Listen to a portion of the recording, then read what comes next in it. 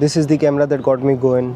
मैं इस कैमरा से वो कर पाया जो मुझे बहुत सालों पहले कर देना चाहिए था। मेरा पहला वीडियो जो बहुत पहले बन जाना चाहिए था। ये है DJI Osmo Nano। ये डिटैचेबल मॉड्यूल के साथ आता है और ये इसका डिटैचेबल मॉनिटर मॉड्यूल है जिससे आप सेटिंग्स कंट्रोल कर सकते हो और रिमोटली देख सकते हो कि कैमरा क्या देख रहा है। इसे फ्लिप भी कर सकते हो ताकि एक ट्रेडिशनल कैमरा जैसा लगे, या अपनी तरफ टर्न कर सकते हो अगर ब्लॉगिंग करनी हो तो।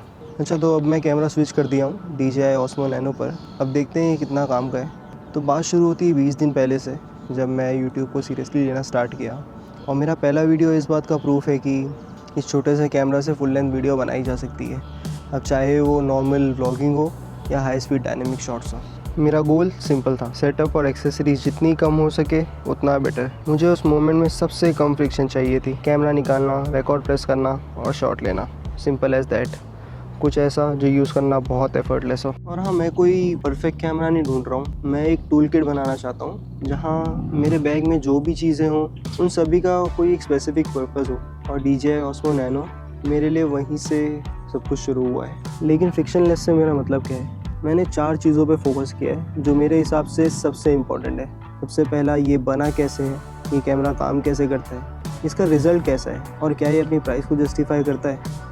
ओके, तो सबसे पहली चीज़, मेरे लिए कैमरा ऑल इन वन होना चाहिए था। Built in lens, single unit, built in microphone और इतना कॉम्पैक्ट कि मेरे स्लिंग बैग में आसानी से फिट हो जाए।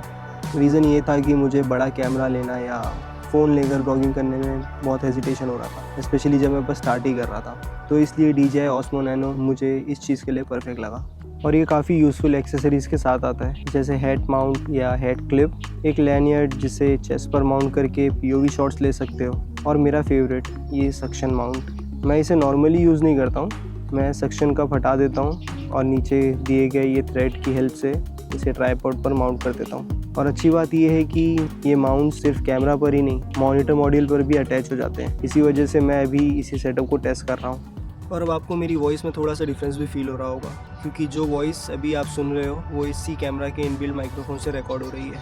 और मैं आपको इसका सेटअप भी दिखा देता हूँ। ये है कैमरा मॉड्यूल, ये है उसका डिस्प्ले मॉड्यूल और ये है सिंपल सा ट्राइपॉड।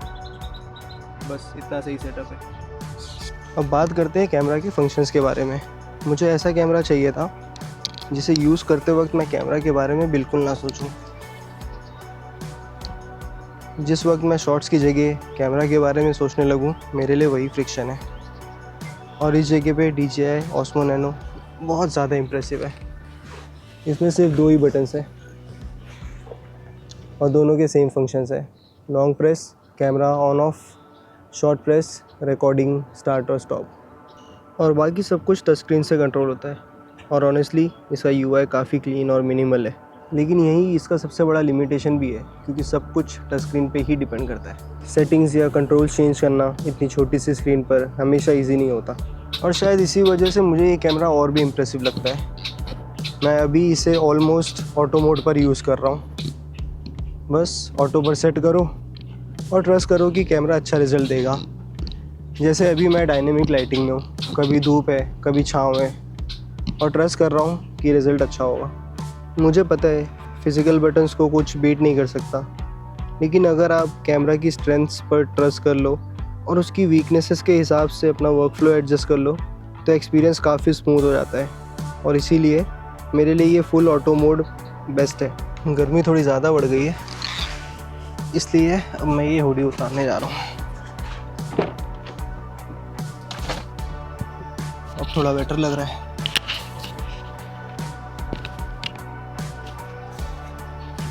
अब बात करते हैं इसके रिजल्ट्स की। ये फुटेज कितनी अच्छी कैप्चर करता है। ये कैमरा 10 बिट D-Log-M में रिकॉर्ड कर सकता है। इसका मतलब आप कलर ग्रेडिंग काफ़ी अच्छे से कर सकते हो। ऑब्वियसली बड़े कैमरे जैसा रिज़ल्ट नहीं है, बट इतने छोटे कैमरे के लिए ये बहुत बड़ी बात है और ये बहुत ही ज़्यादा इम्प्रेसिव है। अब क्विकली मेरी सेटिंग्स देख लेते हैं। सबसे पहले स्वाइप डाउन करके सेटिंग्स में जाके सबसे नीचे स्क्रॉल करके बीट रेट हाई कर देंगे। उसके बाद मेन स्क्रीन पे आकर आप ये बटन प्रेस करो। अब प्रो मोड ऑन करके इसका कलर प्रोफाइल नॉर्मल से D-Log-M 10 बिट पर सेट कर दो। इससे फुटेज फ्लैट रिकॉर्ड होती है, जो बाद में कलर करेक्शन और ग्रेडिंग के लिए काफ़ी फ्लेक्सिबिलिटी देती है। Glamour off, endurance mode off, stabilisation daily set करेंगे, और कलर एडजस्टमेंट्स में टेक्सचर और नॉइज़ डिटेक्शन दोनों -2 पर मैं प्रेफर करता हूँ। इससे एक्शन कैमराज वाली ओवर शार्पेंड लुक काफ़ी कम हो जाती है। वाइट बैलेंस में यूजुअली मैनुअल 5600K पर रखता हूँ और एक्सपोजर थोड़ा ओवर एक्सपोज करता हूँ 0.03 या कभी +0.7, क्योंकि D-Log-M में मुझे हाइलाइट्स रिकवर करना ज़्यादा इजी लगता है शेडोज रिकवर करने से। और ऑनेस्टली मेरी सेटिंग्स बस इतनी ही है, मैं कैमरा के साथ अननेसेसरीली ज़्यादा छेड़छाड़ नहीं करता। और लास्ट में बात करते हैं वैल्यू की, क्योंकि अल्टीमेटली प्राइस ही सबसे बड़ा फ्रिक्शन होता है। और मेरे हिसाब से DJI Osmo Nano जितनी फ्लेक्सिबिलिटी, कन्वीनियंस और इमेज क्वालिटी देता है, उस हिसाब से काफ़ी अच्छी वैल्यू ऑफ़र करता है।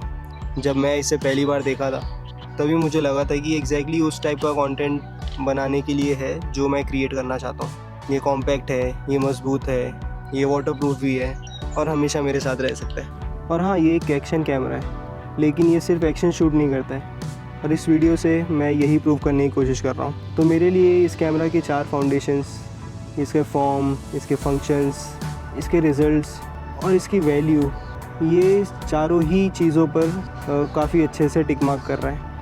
और जैसा मैंने पहले कहा, मैं परफेक्ट कैमरा नहीं ढूंढ रहा और ना ही ऐसा कैमरा जो सब कुछ कर सके। मैं बस ऐसा कैमरा ढूंढ रहा हूँ जो कुछ स्पेसिफ़िक चीज़ें बहुत अच्छे से कर सके, क्योंकि मैं अपना एक टूल किट बनाना चाहता हूँ। मैं चाहता हूँ DJI Osmo Nano इतना ही क्विक हो कि जब भी मेरा मन करे मैं बिना सोचे शूट कर सकूँ। व्लॉगिंग, बिहाइंड द सीन्स या ट्राइपॉड पर खुद को रिकॉर्ड करना बिना इस टेंशन के कि शॉट परफेक्ट बनेगा या नहीं। और भाई, इस YouTube चैनल का पर्पस भी वही है। मैं चाहता हूँ कि आप लोग मेरी इस जर्नी को मेरे साथ फॉलो करो और देखो कि अच्छा कंटेंट बनाने के लिए बड़ा कैमरा ज़रूरी नहीं होता। मेरे लिए तो बिल्कुल भी नहीं है। और जिस चीज़ से ये सब की शुरुआत हुई है वो है DJI Osmo Nano।